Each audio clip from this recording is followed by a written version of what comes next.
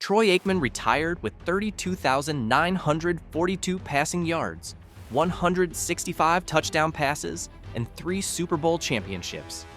He was a 6-time Pro Bowler, Super Bowl MVP, and the field general for one of the greatest dynasties in NFL history. He led the Dallas Cowboys to a 94-71 record as a starting quarterback and was the first overall pick in 1989 who lived up to every expectation. He also threw just 165 touchdowns in 12 seasons, had a career passer rating of 81.6, and never threw for 4,000 yards in a single season. For over 2 decades since his retirement, Troy Aikman has been one of the most debated quarterbacks in NFL history. Was he a Hall of Fame talent who carried the Cowboys to greatness, or was he a game manager who benefited from an all-time great supporting cast? So now that we've had time to look back, over 20 years after he last played, it's time to ask the question that never really got answered. How good was Troy Aikman actually? Before we continue, if you enjoy this content, please like and subscribe to the channel. Now let's dive in. Let's rewind to where this all started. Henrietta, Oklahoma. Troy Aikman wasn't destined to be a Cowboys legend at first. He grew up in Oklahoma after being born in California and became a standout athlete in high school before heading to college. Initially recruited by Oklahoma, Aikman began his career there, but suffered a broken ankle in 1985, then transferred to UCLA. At UCLA, Aikman was expected to be the next great Bruins quarterback. His college career showed promise, but was impacted by circumstances beyond his control. In 1987, his first season as a starter, he threw for 2,527 yards and 17 touchdowns, leading UCLA to a 10-2 record. His senior year in 1988 was solid, finishing with 2,771 yards and 24 touchdowns, earning All-American honors and the Davey O'Brien Award. As the 1989 NFL Draft approached, Aikman was widely regarded as the top quarterback prospect despite his earlier injury history. The Dallas Cowboys, coming off a 3-13 season in 1988, held the first overall pick. New head coach Jimmy Johnson, fresh from building a powerhouse at the University of Miami, saw Aikman as the cornerstone for a championship team. And he was right. What happened next was one of the most brutal rookie seasons in NFL history. The Cowboys went 1-15 in 1989, and Aikman took an absolute beating. He started 11 games, was sacked 19 times, threw 9 touchdowns against 18 interceptions, and looked completely overwhelmed by the speed and complexity of the NFL game. But Johnson and the Cowboys front office saw the bigger picture. They were building something special, and Aikman was going to be the centerpiece. The 1989 season was about learning and surviving, not winning games. The transformation began in 1990. With a year of experience under his belt and better talent around him, Aikman started to show flashes of the quarterback he would become. He threw for 2,579 yards and 11 touchdowns while leading the Cowboys to a 7-9 record. It wasn't spectacular, but it was progress. Then came 1991, and everything changed. The Cowboys had assembled one of the most talented rosters in NFL history. Emmitt Smith was emerging as an elite running back. Michael Irvin was becoming one of the best receivers in the game. The offensive line, anchored by players like Mark Tunney and Nate Newton, was becoming dominant, and Aikman was ready to put it all together. The 1991 season was Aikman's coming-out party. He threw for 2,754 yards and 11 touchdowns while leading the Cowboys to an 11-5 record and their first playoff appearance since 1985. But more importantly, he was showing the accuracy, decision-making, and leadership that would define his career. The 1992 season was when Aikman and the Cowboys announced themselves to the world. Aikman threw for 3,445 yards and 23 touchdowns, both career highs at the time, while leading the Cowboys to a 13-3 record and the second seed in the NFC. But it was the playoffs where Aikman truly shined.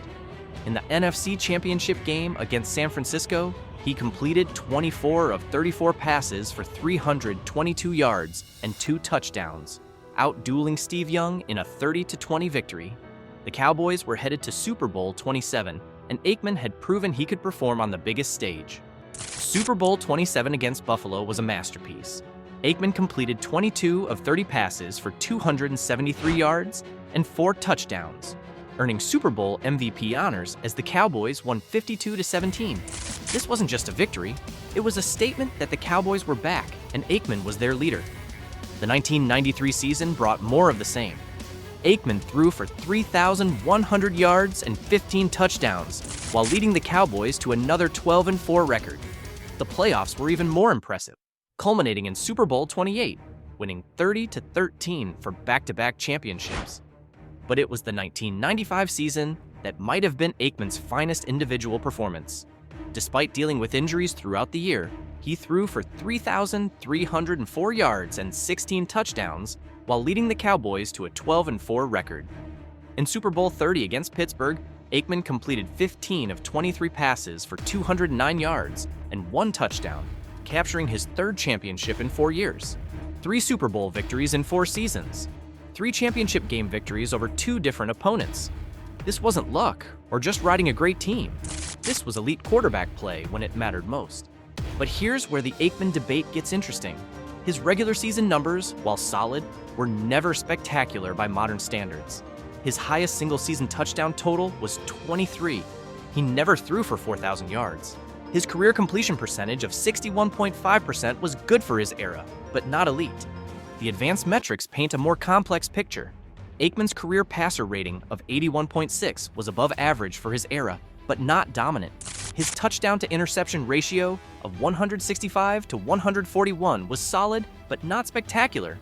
By pure statistical measures, Aikman was a good quarterback, not a great one. But statistics don't tell the whole story of Troy Aikman's career. His value went far beyond numbers. First, his accuracy was legendary. Aikman could place the ball exactly where it needed to be, allowing receivers to run after the catch and avoid big hits.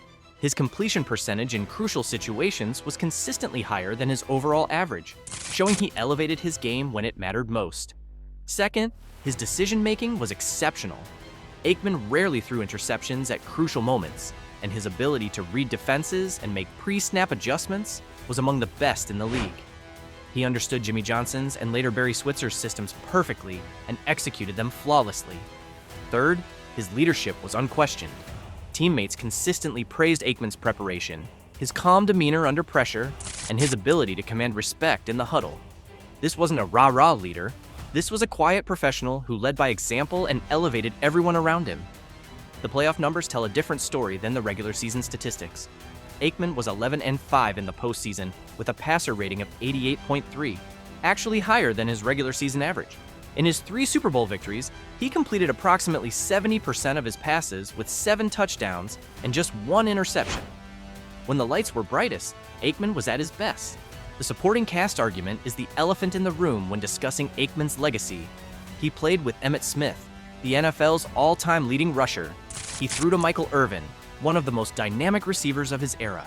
He was protected by an offensive line that featured multiple Pro Bowlers.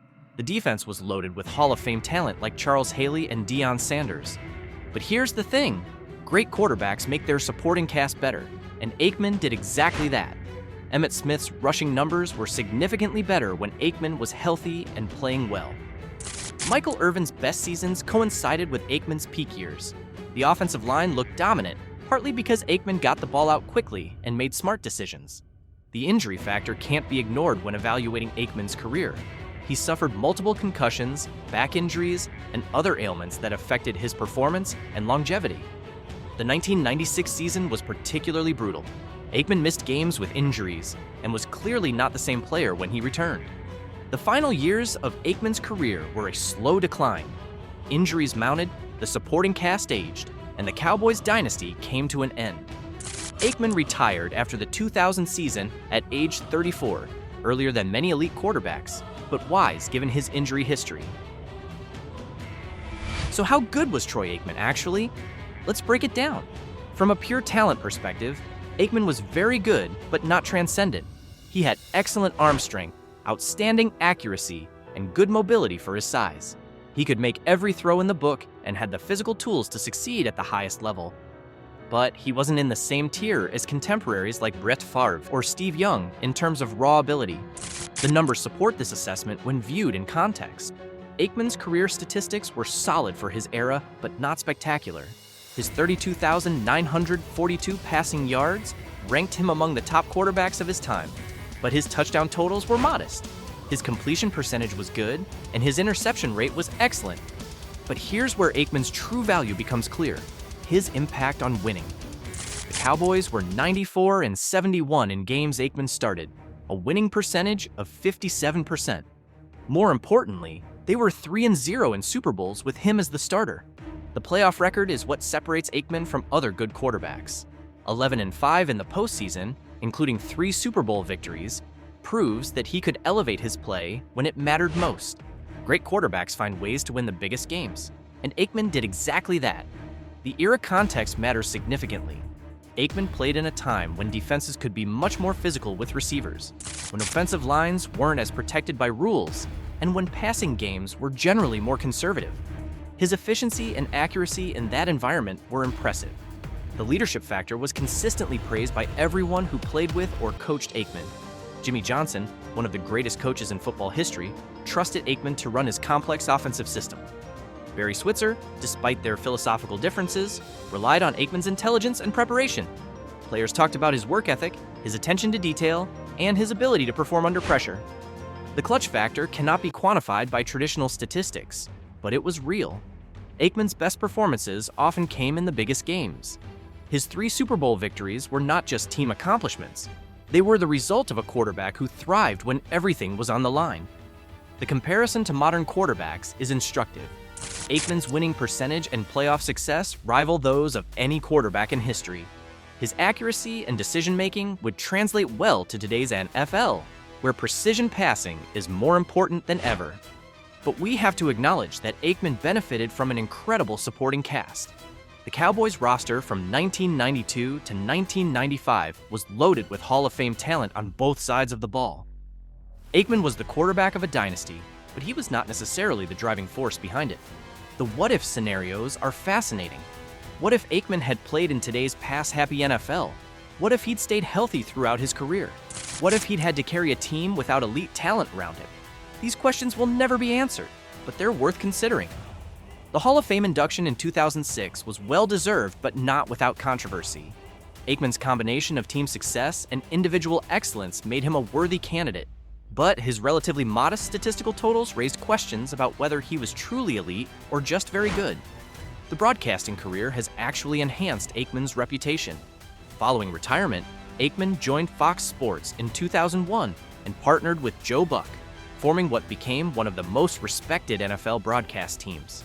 In 2022, he moved to ESPN's Monday Night Football, where his clarity, game insight, and measured analysis have earned widespread respect and cemented his status as a top-tier football voice. His analysis shows a deep understanding of the game and confirms what teammates always said about his football IQ.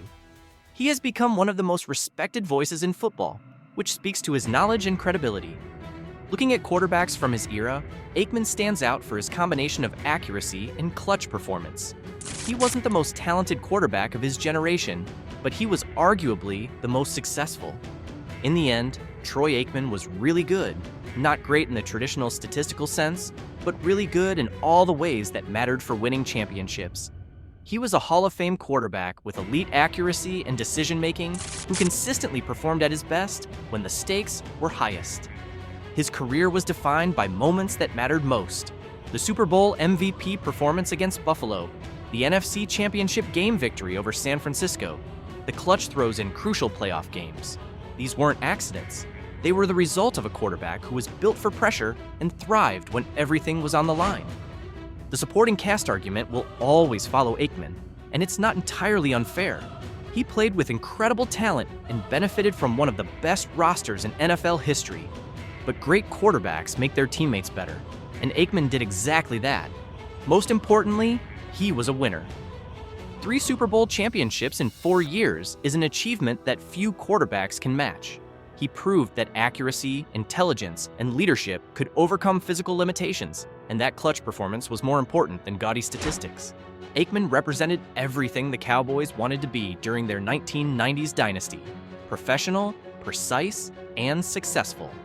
He wasn't flashy or controversial, but he was effective and reliable when it mattered most. The legacy is complicated but ultimately positive. Aikman was a very good quarterback who became great in the biggest moments. He was the right quarterback at the right time for a franchise that needed stability and leadership. He delivered 3 championships and established himself as one of the most successful quarterbacks in NFL history. What do you think?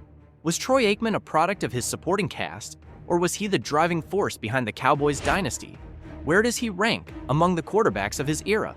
Let me know in the comments. Don't forget to like and subscribe to the channel. See you in the next one.